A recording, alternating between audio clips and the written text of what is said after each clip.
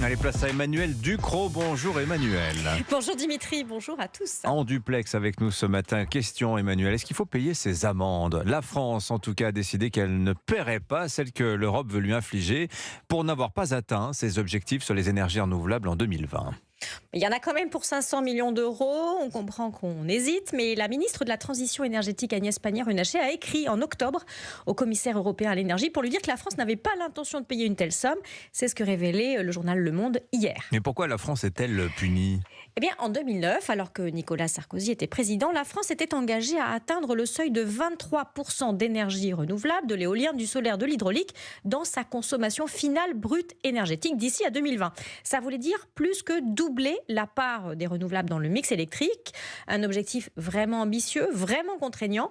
Et avec seulement 19,1% d'énergie renouvelable dans le mix électrique, la cible a été manquée. Alors quels sont les arguments que la France avance pour ne pas payer cette amende? Ils sont crédibles et à vrai dire, vraiment, ils s'entendent. Alors, la France fait valoir qu'elle n'a pas renoncé à l'objectif et qu'elle a même beaucoup accéléré le rythme d'installation des renouvelables entre 2012 et 2022. Elle va même plus vite que la moyenne européenne. Les renouvelables doivent toujours remplacer les énergies fossiles qui subsistent dans notre mix de production électrique. Et puis, la France possède l'une des productions électriques les plus décarbonées d'Europe. Elle l'est à 96% grâce au parc nucléaire et grâce aux renouvelables qui existent déjà.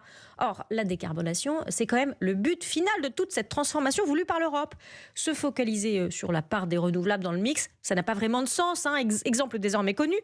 En Allemagne, les renouvelables représentent 52% de la production électrique, mais on y crame du gaz et du charbon pour compléter.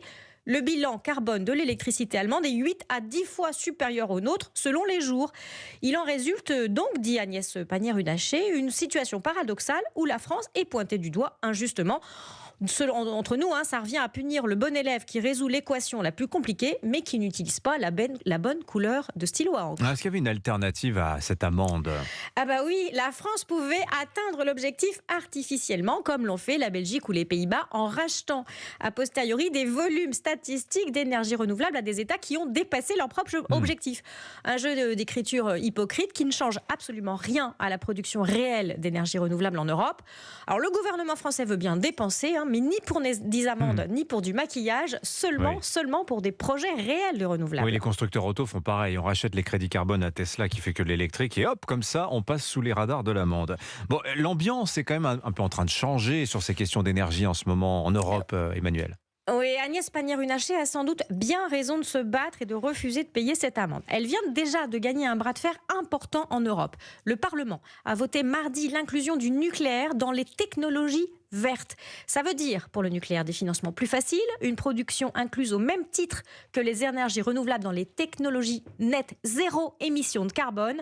Effectivement, l'amende européenne semble arriver totalement à contretemps. Signature Europe 1, Emmanuel Ducrot, très intéressant. Merci à vous.